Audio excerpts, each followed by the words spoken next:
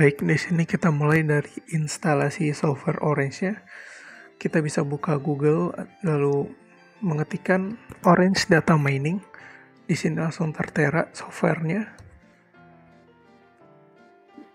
Ini adalah tampilan website dari Orange Data Mining. Di sini kita lakukan download saja. Lalu ada tertera ada Windows dan macOS, tapi di sini saya menggunakan Windows, jadi saya akan download yang Windows. Tinggal kita tunggu downloadnya, tidak terlalu lama, sekitar 5-10 menit. Lalu di sini kita next saja. Install just for me.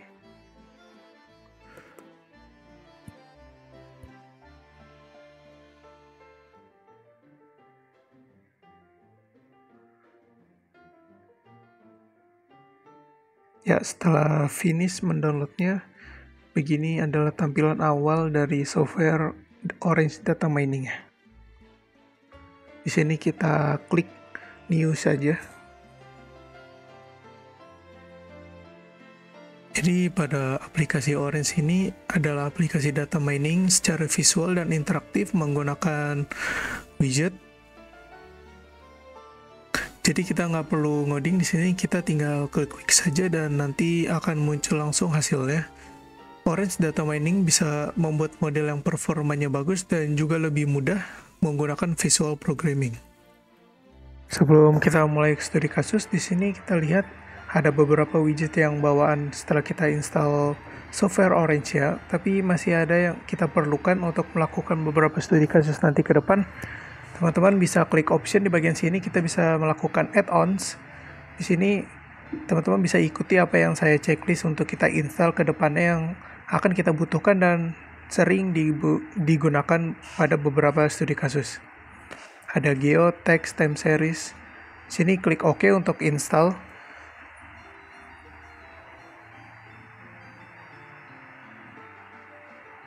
Setelah selesai akan ada informasi seperti ini, kita harus restart ulang software Orange ini.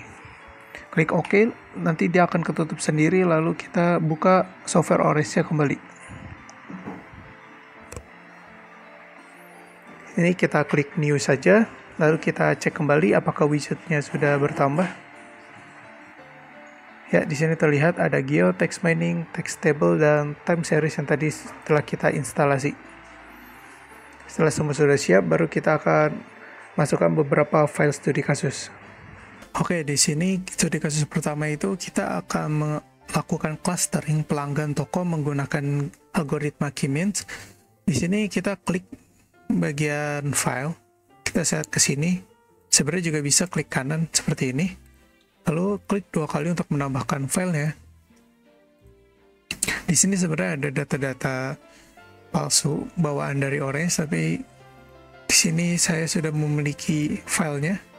Teman-teman nanti bisa mendownload file CSV-nya yang akan dikirim di grup oleh kelompok kami.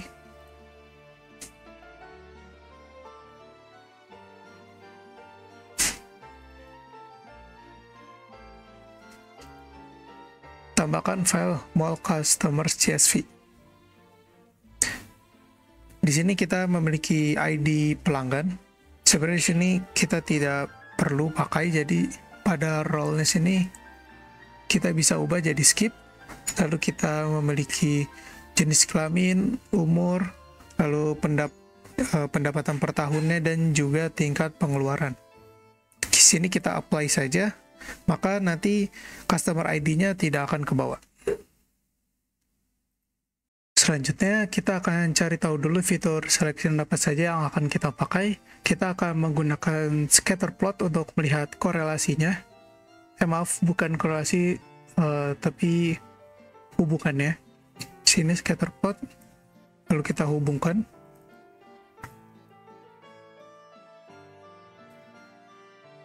Contoh misal kita lihat usia dengan tingkat pengeluarannya. Di sini kita nggak bisa melihat adanya cluster atau pengelompokan, ini hanya terlihat terpencar saja. Coba misalkan usia dengan pendapatan per tahun. Ini juga tidak terlihat ada cluster atau grup-grup, semuanya terpencar. Tapi ketika kita pilih tingkat pengeluaran dan pendapatan per tahun, ini mungkin kita bisa melihat ada beberapa klaster secara kasar. Di sini ada 1, 2, 3, 4, 5. Ada 5 klaster di sini. Sebenarnya ini cara yang kurang bagus untuk menentukan klaster karena kita nggak punya dasarnya. Kenapa tadi saya bilang di sini 5? Bagaimana jika ternyata ada 2 atau 3? Tapi secara visual ini kita bisa bilang ada klaster. Untuk mengkonfirmasi tebakan saya tadi, nanti di akhir akan kita lakukan silhouette score. Setidaknya di sini kita bisa tahu bahwa hubungan spending score dengan annual income ini kira-kira ada klasternya sekitar 5.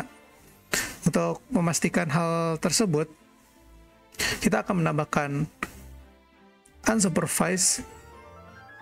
Pada bagian unsupervised, kita klik Key-Mints. Lalu kita tarik file ke Key-Mints.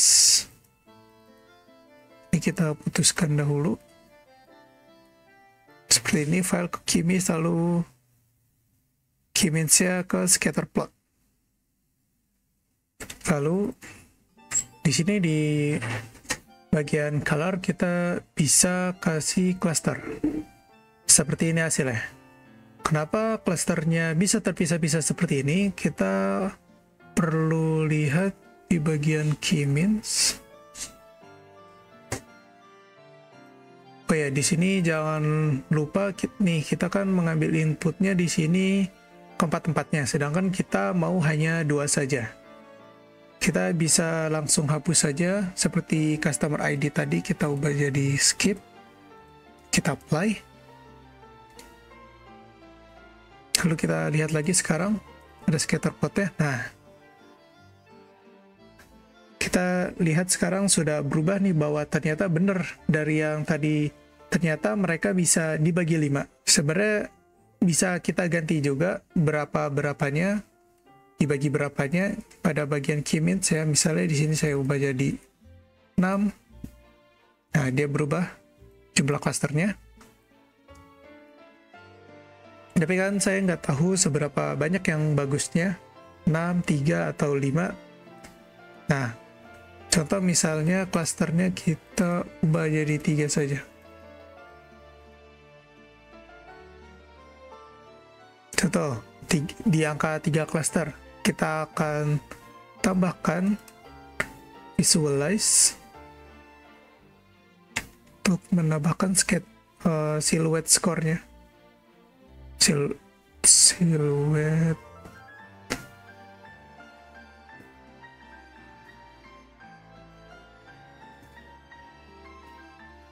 Kita ketik aja. Nah, silhouette plot. Kita tarik dari Key-Mints-nya. Nah, kalau kita lihat di sini, ini bar width-nya kita kecilin saja agar mudah dibaca. Nah, lalu kita buka ketiga tab,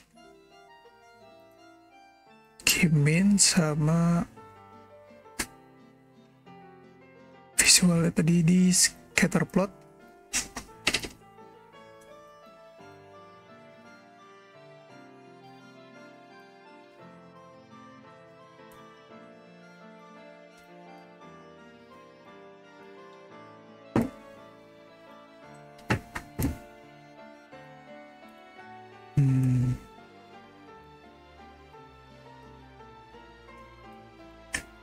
Nah, dengan cluster sejumlah 3, silhouette score-nya juga ternyata rata-rata bagus.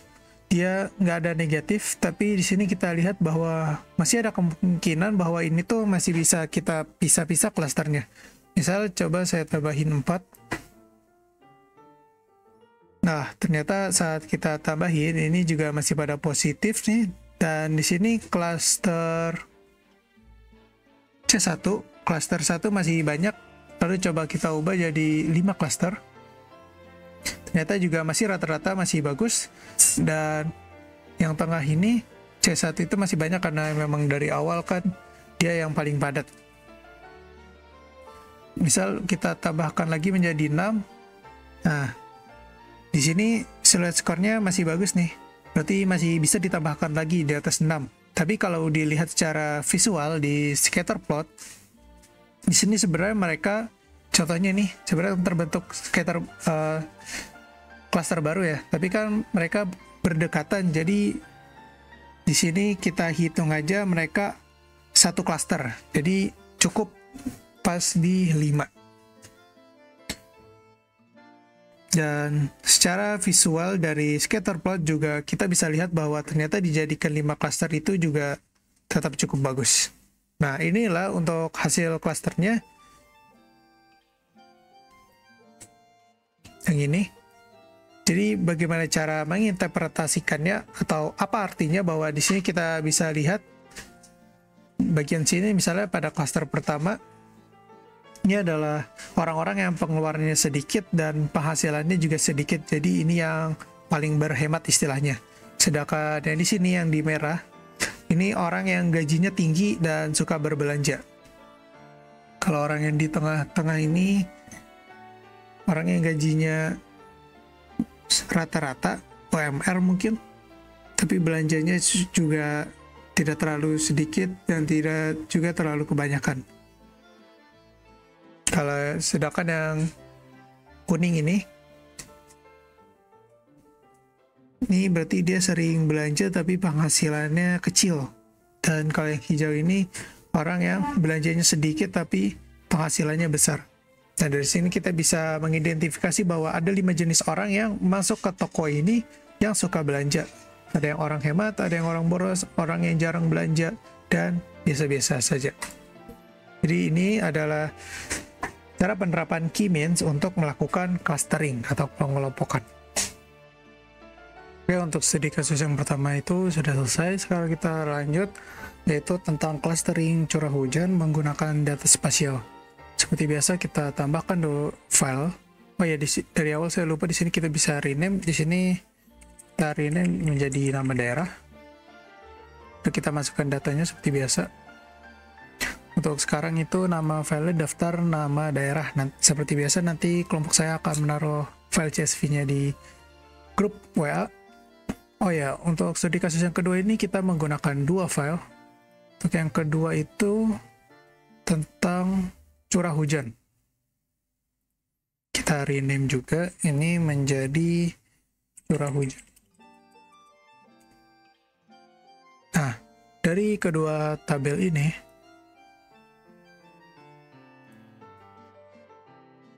dari kedua dataset ini sama-sama memiliki provinsi. Nah, di curah hujan namanya provinsi, sedangkan di daerah namanya name. Kita akan coba gabungkan kedua ini, tapi nanti. Oke, sekarang kita fokus ke nama daerah dulu. Jadi yang kita butuhkan adalah nama daerahnya, lalu latitude dan longitude-nya. Jadi kita perlu menggunakan select column. Sebenarnya kita bisa lakukan seperti itu guys sebelumnya. Ini kita ubah gini jadi skip, tapi agar beda kita akan gunakan select column. Kita sambungkan ke nama daerah. Nah, di sini sudah terfilter. Kita gunakan latitude dan longitude dan juga name. Yang lainnya di sebelah kiri.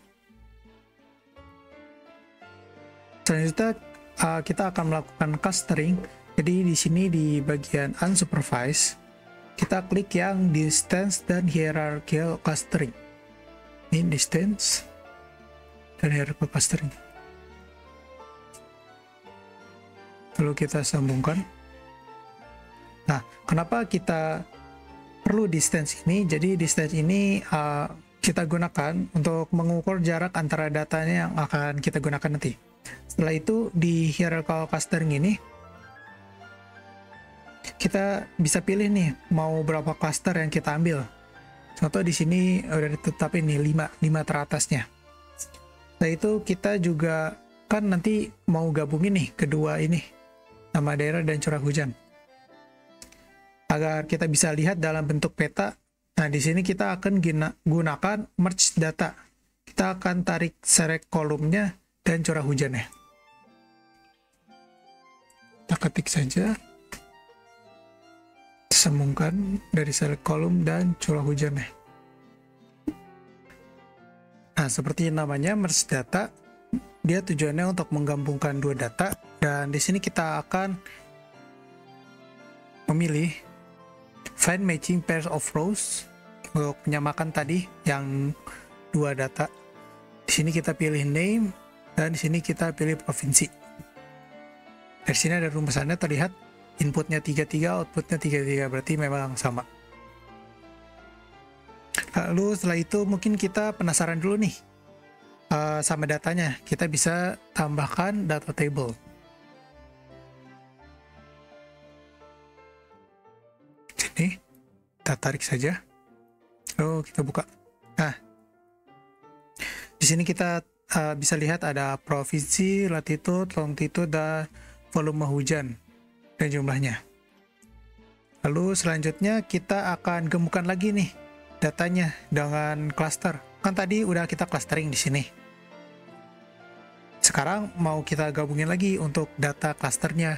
Kita tambahkan lagi lah merge datanya. Ini kita hapus saja ya. Tadi buat ngeliat saja. Kita tambah lagi merge datanya. Kita sambungkan data ini dan yang clusteringnya. Oke, di sini di merge datanya pastikan udah find matching pair of rows. Dan juga ini name dan provinsi, input dan output sama-sama 33. Sudah sama dengan ini. Oke, nah sekarang kita bisa lihat petanya.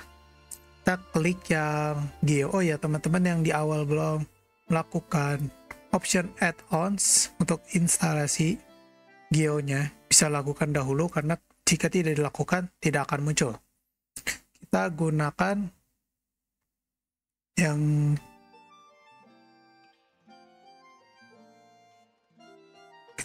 GeoMap. Kita tarik ke merge data. Lalu kita double klik, akan muncul petanya seperti ini. Oke. Di sini teman bisa pilih jenis petanya. Ada black and white, topographic, satellite, print, dan dark. Oke. Ini sebenarnya bebas, tidak ngaruh apa-apa. Yang ngaruh itu bawahnya ini. Pastikan latitude-nya menggunakan latitude dan longitude-nya menggunakan longitude.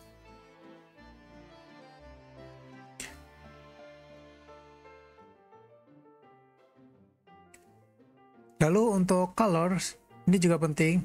Lebih baik kita gunakan cluster. Nah, kenapa kita gunakan cluster? Untuk seperti ini.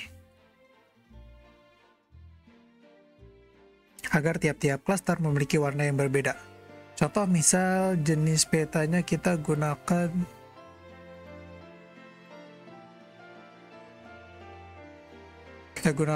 black and white. Seperti tidak terlihat jika black and white. Grafik. Oke, kita gunakan satelit.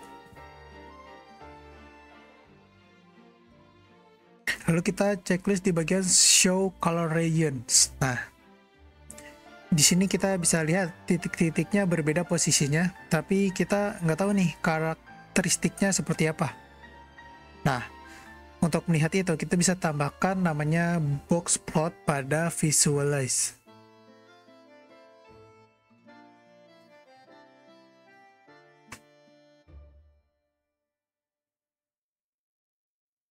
Box.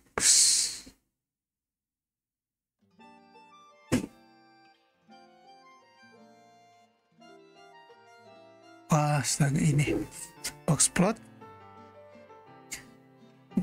Lalu kita tarik ke hierarchical clustering. Lalu kita juga perlu tambahkan silhouette plotnya seperti sebelumnya. Oke, kita tarik juga ke hierarchical clustering. Oke, kita lihat dulu di bagian silhouette plotnya. Oke, nilainya rata-rata sudah positif semua ya. Di sini sebenarnya juga kita bisa melihat curah hujan dari tiap provinsinya.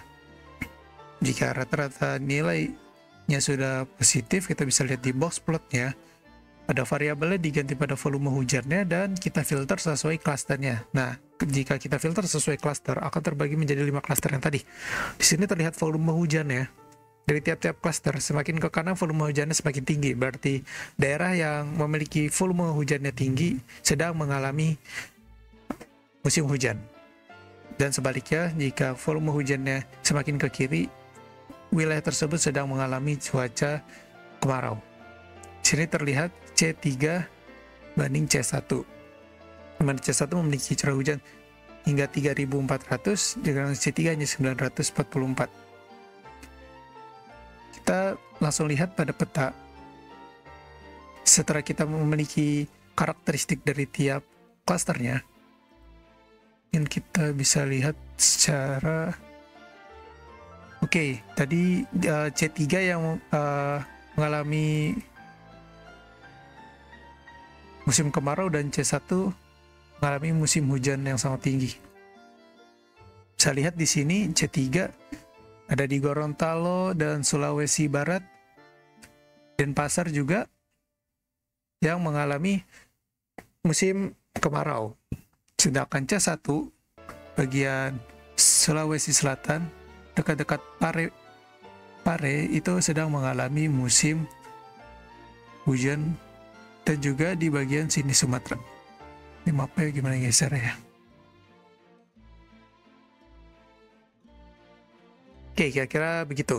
Jadi di sini kita bisa belajar bahwa dalam menggunakan hierarchical clustering dan geomap, kita bisa membuat suatu visualisasi yang lebih menarik dengan data-data yang telah terbagi dengan karakteristiknya masing-masing. Oke, sekian tentang pembahasan studi kasus kelompok kami dengan pengimplementasiannya dengan menggunakan software Orange. Terima kasih yang sudah menonton.